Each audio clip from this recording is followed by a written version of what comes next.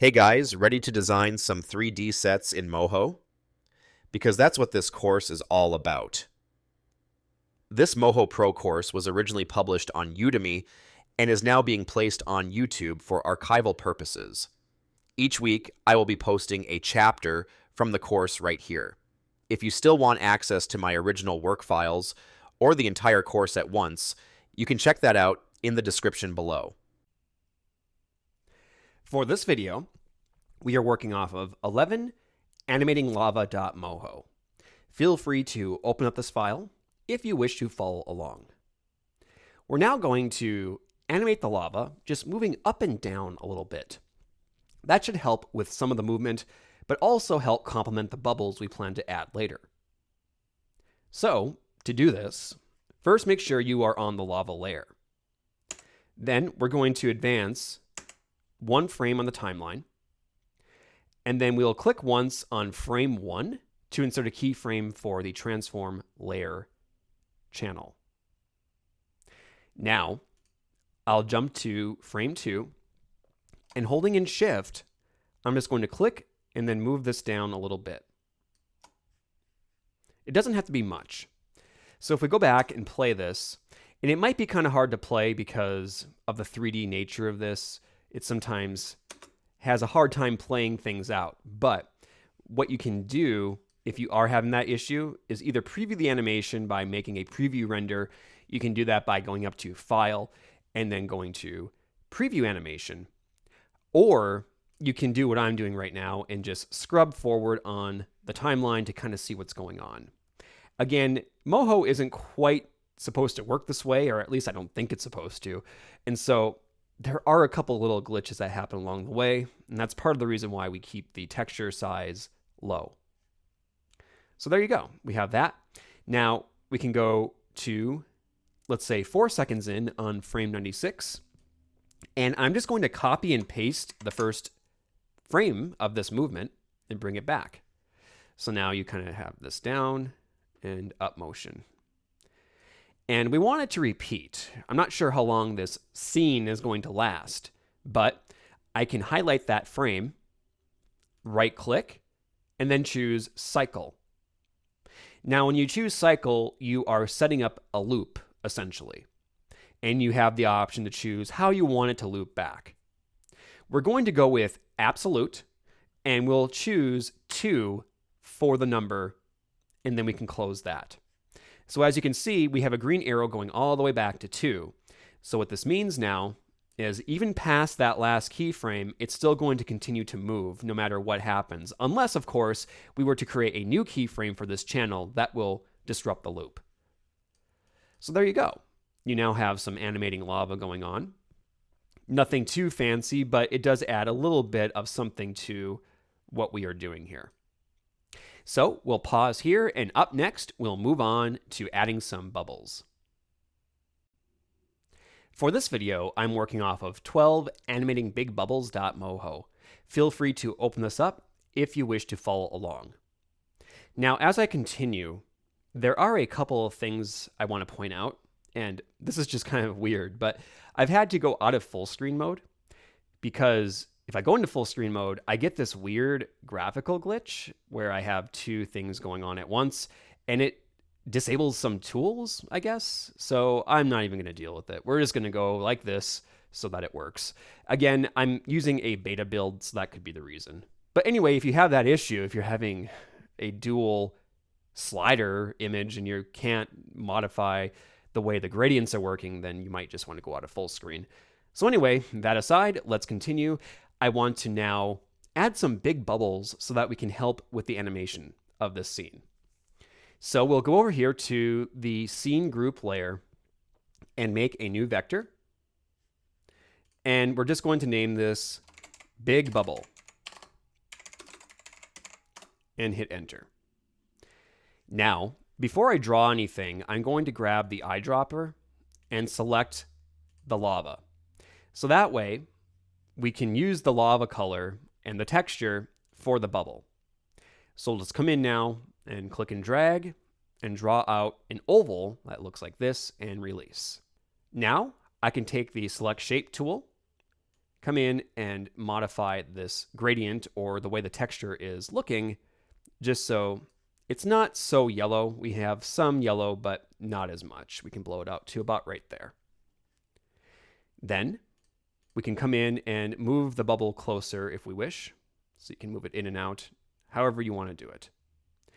Now, the last thing I wanted to do before we animate is double click on Big Bubble, go to 3D options, and we're going to choose inflate from the list, and we will disable the edges and then click OK. So now if I were to take this and move it down, you can see that it is in fact a 3D sphere. So what we can do here is first I'll come in and shrink this down just a little bit. So it's about like that. And we'll start right here. And I'm going to place the oval underneath the lava. And perhaps at about 1 second in, I will simply move it up like so. And then at 2 seconds in, I can move it back down. And then we can just have it repeat from there. In fact, we might want to have the same position for frame 1 and for frame 2. And if that's the case, we can move this one down a little bit and then copy and paste it over to frame 1, so that way they are the same and it's completely hidden. So you have something like this going on now. Also, at frame 24 or 1 second in, I'm just going to come in and squish things up a little bit like so, and up. So now it kind of looks like it's going up like that. And then when it goes down, of course, once again, we want it to be the same as frame 1. So it kind of goes like that and then down. And like your lava, you can come in and cycle this. So we'll just choose to cycle both keyframes at an absolute value of 2. So that way, you can see it's just going to keep going up and down like that, allowing us to have something more going on with the shot. So we can come back here to frame 0. I want to right click on the big bubble and group with selection. I can rename layer 19 to big bubble yet again. And then come over here to the vector that we just made and rename that just by double clicking and typing animation and then hit enter. So now what we have done is given us the ability to move the bubble around without disrupting the animation. So we can duplicate big bubble. So we have big bubble 2, and we can just kind of look at this animation here really quick, see how it's going. And let's go and take this and we can move it a little bit into the foreground. Let's see what happens when we put it there. That's actually looking pretty good. I like it right there. But the one thing I do want to do, we don't want them both going up and down at the same time. We can change that by coming over here to the sequencer and then locating big bubble 2 and then simply dragging it to the left a little bit. So it starts and it's a little bit offset. And since it's looping, it won't matter. It's just going to loop, but it'll start in a different position. So you can see it kind of goes like this now.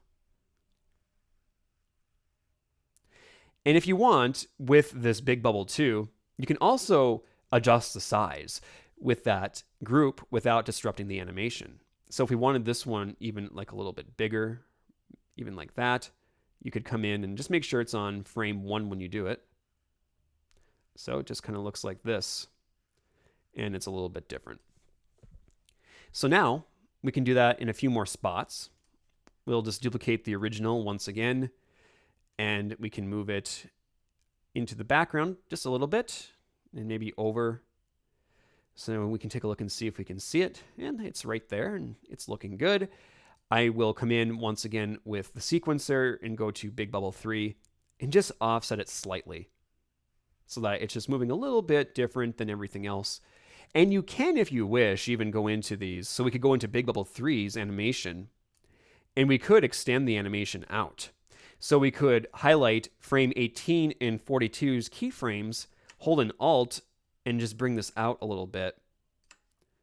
And we could even adjust that. So it's at a different speed now. As you can see, it's slower. And so that's another way to add variety as well. So we could go into Big Bubble 2, grab that animation, and just offset it slightly, maybe just even by a few frames. So now it's kind of looking like that. And it's definitely offset compared to the other one. Now we can just do a few more. So we'll grab Big Bubble, again being on frame 0, and I can come in and just push this into the back, see what it looks like. Can't really see it right there, and that's okay. I might have it too far in the back. Let's kind of see here. Can bring it over a little bit using our X.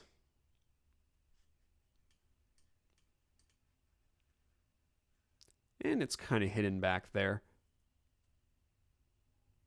It might be behind my hills too. Sometimes it's kind of hard to tell. Might just bring it up a little bit more like that. And I think it's now in a better spot, but again, kind of hard to see. Sometimes you have to play around with these things, obviously, as you can probably tell, until you can kind of get exactly what you want. And I might go in and just, making sure I can see this, bring this up just a little bit.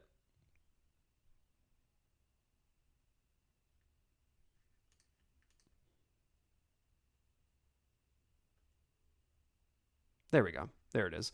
Again, sometimes it can be kind of hard to tell where it's at. But if we put it there, you can see now we can definitely see it. It's looking better. And in fact, I'm going to reduce the Y value to 0. So it's a little bit lower. In fact, maybe I should make it even lower. So let's go to negative 0.3 and try that and see if it's too low. Might be a little bit too low. All right, let's go negative 0.1. There we go. We can see it a little bit. It's poking up. Let's keep it at 0. Sometimes you have to play around with these things until you can get it exactly how you want it. Now let's go into that fourth bubble, and then we can offset it so it's not going at the same speed or at the same time. And that's looking pretty good. So I might pause here, and between videos, I might add a couple more bubbles. I'm not 100% sure, but I believe you understand the process now of how this can operate. So I'll pause here and see you in the next video. For this video, I'm animating off of 12 animating small bubbles.moho. So feel free to open this up if you want the reference. There's a couple things I want to point out before we add in these small bubbles. First, I went ahead between two videos and jumped into After Effects and rendered out a really quick particle effect here that kind of looks like smoke. You can see if I play it out, it just looks like that. Nothing too fancy. You can create particles that are similar in Moho. However, I find that making particles in After Effects is just easier and I get the results I want. If you want to do it through Moho though, all you would have to do is come over here and make a new vector layer. And we can put it inside the scene, come down, find that new vector. You can come in and draw out your oval or whatever shape you want. And then you're going to make a particle. And we're going to place this inside the particle. And you can see now, as we go in, you can see it's starting to animate out. You could go in and then adjust all of your particle settings here in the layer settings and get it exactly how you want it. So you can see it's looking like that right now. So I removed that particle for now since we're not going to use it. I'm going to jump over here to my import window by going to File and then choosing Import. Make sure this time you don't use General Import. You want to use Image Sequence because I exported that smoke out as a bunch of images. As you can see right here, inside of your exercise files, we have access to the smoke folder. And in here, we have a bunch of images making up the smoke. So to select an image sequence, all we have to do is click on that first image and then choose Open. So now we have the new particle on our document, and I can rename it to smoke. And then using the tools I have in Moho, I can go in and start to move this around. So I'm thinking of coming in here and just putting some stuff in the background mostly. So we can kind of have it in the background like that. And I might duplicate it and add it in a few more spots. So we can come up and just come in here. Let's make sure we locate smoke, and we can duplicate it and then move it over. Even behind the mountain could work. We could shrink it to make it look like it's more in the distance, or we can even move it back into the distance more, kind of like that, and just sort of have it like this. And then using the same techniques we used for the bubbles, we're just going to come in and adjust the smoke so that it's a little bit offset from the other one, like that. And we're just going to go in and add a few more smoke layers. So just coming in, I can move these in a little bit, perhaps place this one close to the screen, but I am going to adjust the size to about half of what it originally was. So about like that. And move down. And we can place the smoke about right there. So it's in the foreground and it's looking like that. And we have some different things going on, of course. Now we can continue to add more to this if we wish, but I think just having these three for now should work. But feel free to add more and do whatever you want to do with this. So we'll pause here, and up next, I'm going to add in the animation for our character. For this video, I'm working off of 13 animatingguy.moho. Feel free to open this up. Now, before I dive in and start animating out my character, I'm going to set him up inside of a new document first, just to make things a little easier. I'll use Command N or Control N if you're on Windows to do this. And next, I want to use Command Shift Y to import. And I'm going to come down here and locate the Guy folder and just double click on that, and then grab every single phase I have here for the guy and bring him in. Now, I'm not going to spend too much time on this animation process for the character, simply because this is a background course. This is just sort of to bolster the background. And all I'm going to do is just come in here and highlight all of these, right click, and then choose Group with Selection. And then I can name this one Guy and hit Enter. So now we have that. And I can right click on Guy and then choose Convert to Switch. So now what we've done is made it so only one of these images is visible at the same time. So we can copy this layer by going up to Edit and then Copy Layer. And then come over here to Animating Guy, and we're just going to paste him in. There he is. So let's go down here and locate him. And I'm going to place him so he's on this rock. Now, again, remember, the 2D and 3D doesn't work quite like it should in Moho, but we're going to have to just basically overlay it. So he comes out to about here. Let me go 2.3, 2.4, getting closer, 2.5. So we'll, at 2.5, overlay him over that rock. So he'll be right about there. And so the goal is to have him come in, bounce here, bounce there, and then bounce over there. So let's get that motion in first, and then we can focus on changing the way his face is moving. So let's jump to frame 0 and insert that keyframe.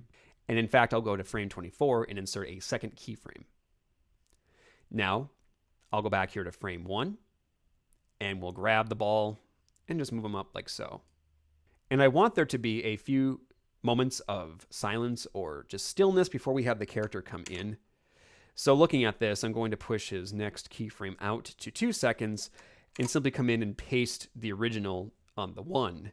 So that way we have a second of just the landscape animating out, and then you're going to have the character come in.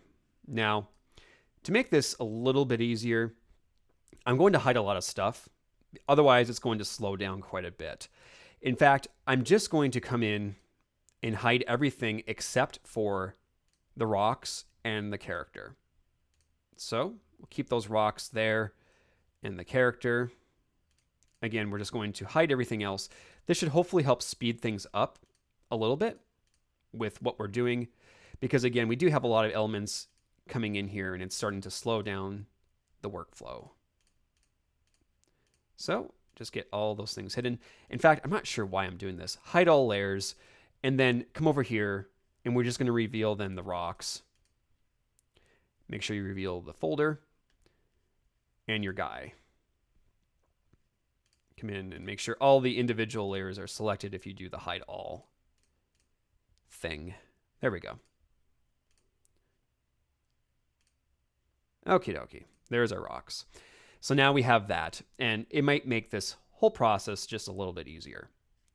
So we have the guy come in, and we need that to go a little bit quicker. Okay, a little bit slower. So we have that, and I'm just going to get the main motions down first. We take a moment, and then he's going to jump into the distance. So we'll go to 48 just for right now and have him jump over here. Again, we want to make sure it's still overlaid. We'll move it until it is no longer overlaid. So right there at 0.95 for the Z property. So you kind of have this going on right now. Comes in, and we want that Z property to be at 2.50 for this one as well. I might have accidentally just moved that. So it comes in like this, waits, and then he's going to jump over there. Obviously, we're going to speed or slow things down here as we feel appropriate. He'll wait a moment, and then he's going to jump over to the foreground. So we'll just come in and bring this up. Looks like it's overlaid.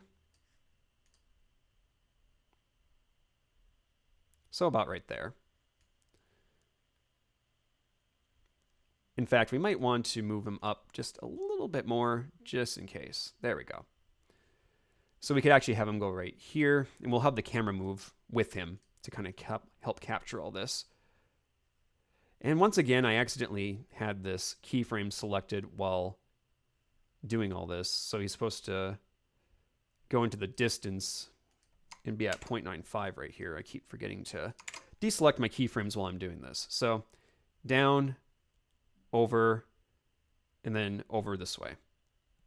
So right now, obviously, it's not looking like anything, but we have the main motions down. And it's just a matter of coming in here and making those modifications. So first, we want to round this off. And I'm just going to attempt that by rounding off that path. So it kind of comes in like this. And we'll have him look around, and he's going to jump up again. Again, we'll just use the up. So it's boink, boink. And then one more over here. So in the air again. There we go. So jump, jump, jump. Then we need to add more finesse to this as well as some physics. We just look at the speed one more time. The speed's actually not too bad. I think the speed's getting there. But what we want to do now is when he comes in and lands. So right here on frame 36, I'm going to come in here. Let's say starting at frame 24. I'm going to stretch him out just a little bit. And maybe you just move him back a little bit like that. So it's going to come in, and we're going to rotate him up a little bit like so. And then come over here and rotate him back. So it kind of looks like this. And then he's going to land at frame 35. And at frame 34, we're going to compress him in just a little bit and just nudge him down a little bit more. So it's kind of like this. We can also have a rotation, kind of like that. And then at 36, we're going to squish him down. So just like that.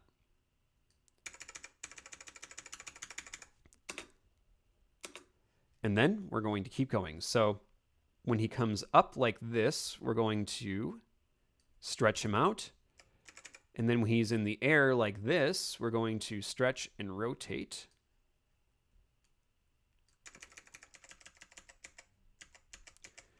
And then we will rotate again. And of course, adjust the size as he tends to come down like this. And then we'll have him land and kind of rotate back like that, and then squish down. So it's sort of like this now. Getting closer, still have some work to do.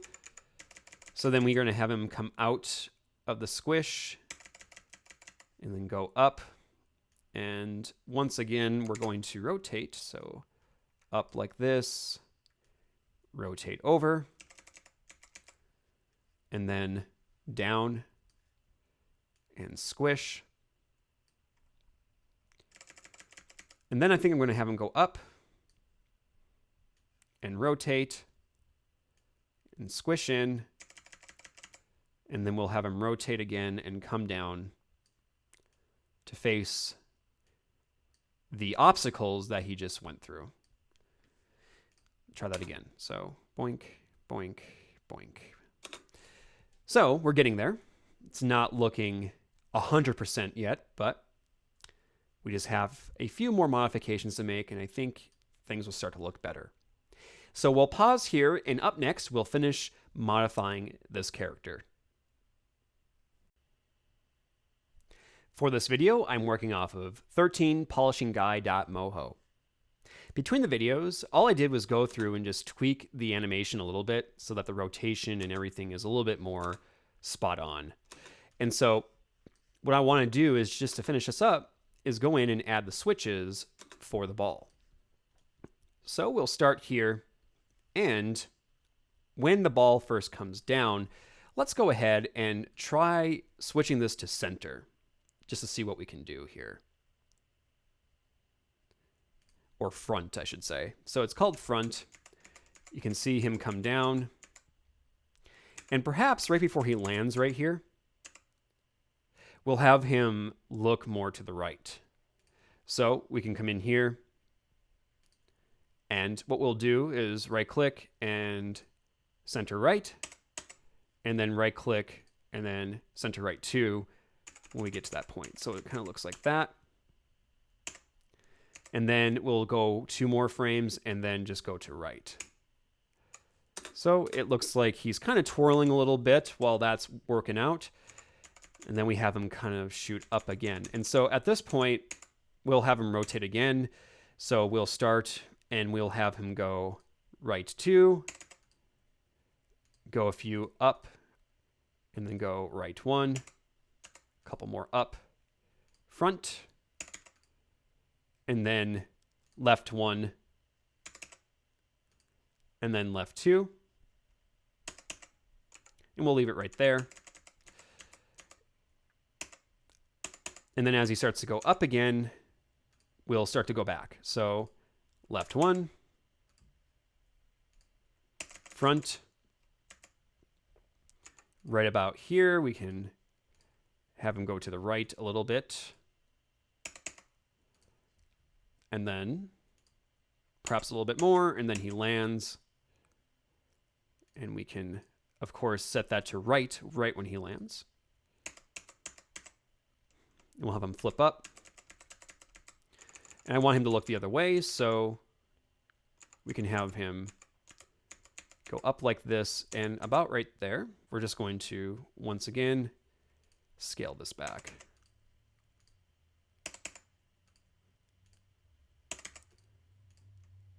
There we go. There we go. So now if we come back and play this out, we can see that there's a little bit more movement now when it comes to this. And that last one might be a little bit too slow. So what we could probably do here is just move in and just adjust these so that they come a little bit sooner So I'll just come in.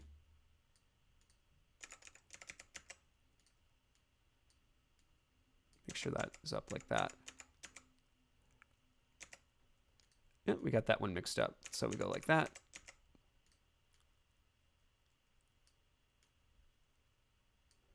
And then we can come in and go like that. There we go. So it's a little bit quicker. That works. So we now have that set up. And again, we could do much more with this character.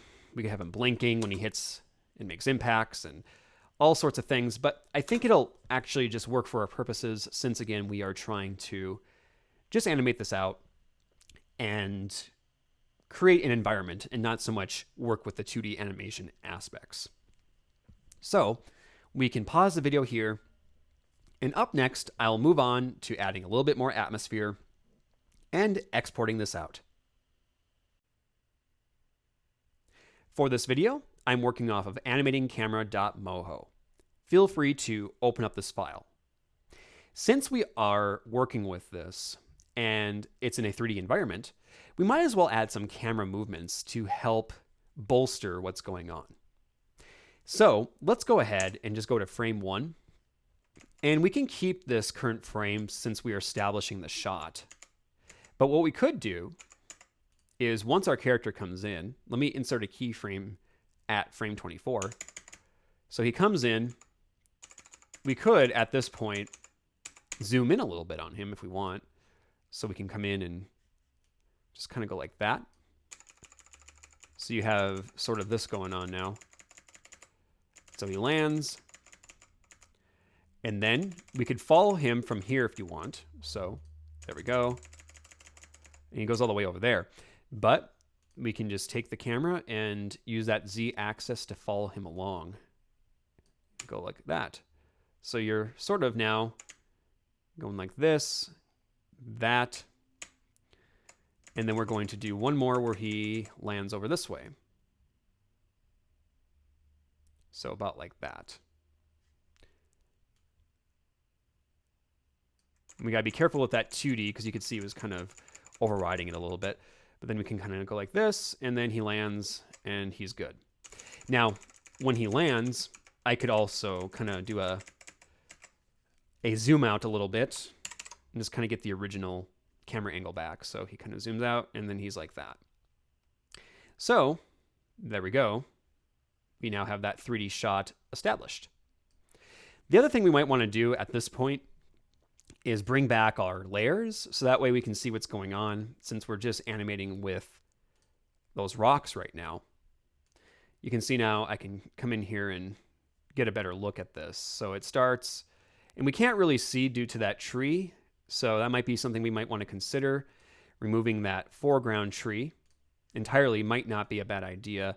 So it comes in, goes like that, this, and that, and that. Now there are a couple more issues we have to work with. You can see when we zoom in as an example, we have the hills and the mountains kind of popping out of the fire. And so what we could do in this moment, just to make sure that everything is working, is we just grab those mountains and those hills. And we're currently on frame 51, and that's okay, just so we can see what's going on with this error. And we're just going to try to move everything back. So let's actually start with the hills. We don't want it all in the same plane. So we can just push it back until it's no longer where the lava is. And we'll do the same now for the mountains. We're just going to go in and push those back so that they are behind the hills. And that might also mean we have to make some adjustments to how these look. So I can just bring that out, and I will bring the hills out as well. So something like that. And finally, since I am on frame 51, I'm just going to copy those keyframes over to frame 1 and paste. And make sure you do the same for the mountains. So that way everything's more lined up. So now we can come in and we can do this 3D adventure. Now, there is one more problem I'm noticing, and it's that this tree right here is in the way. And not a big deal. We'll just come in and move it. So once again, let me locate that tree. And at this point, I'm starting to wonder if I should have a different naming system for all my stuff because it's starting to get a little bit complicated. But we'll just come in here and use the select layer tool and grab that tree. And again, we just want to push it out of the way. We could probably, since we removed the foreground tree, maybe we can push it more over here. Or I do like that tree there. Maybe we can put it sort of like this so it's lower. And we can kind of see how that looks. He doesn't quite clear that branch. So what I could do is just take that branch and modify it. So it's kind of like that. So he goes over it and then he's there. Now, once I do all this, I need to go back on that layer for the tree and copy all those manipulations I made and bring them back to the start here. And you want to do the same for the tree layer itself. So that way it's underneath like that. And we can come in now. We have this whole thing going on. And the only other issue I see here is with that smoke. It kind of doesn't look right when he's overlaid. So all I'll do is come over here to that smoke layer. Again, it might be easier just to take the layer selector. And we're just going to push it into the foreground a little bit more so that it's definitely overlaying like that. And once you do that, once again, just copy and paste that keyframe over to 1 so that way the smoke is where it needs to be originally. And so now you have something like this going on now. And that smoke could also possibly be moved over maybe a little bit, just so it's not blocking him as much. So you kind of come in like that. So there you go. You have that jumping around, and he's ready for action. So there you go. There might be one more modification I need to make. I just noticed that background smoke is kind of floating out in the air, and that's probably due to the fact that we adjusted the hills and the mountain, and not a big deal. We're just going to bring that down a little bit and maybe just make it a little bit bigger like that. And of course, once again, make sure it's on frame 1 when you're doing this, so it looks like that. It looks like it belongs and everything is looking good. It looks like there might be some overlaying issues with that lava. It looks like it's kind of popping in and out of the environment as it moves. You'll see right about here, it looks like it's behind the lava, and we don't want that. So once again, I'm just going to try to move this so that it will stay consistent like that. And we can come over and just move it in and just kind of keep moving until it's all situated. And there we go. So that's looking better. We could probably do some more stuff with this, but I'll leave it here for now and just add some final touches, and then we can export it out.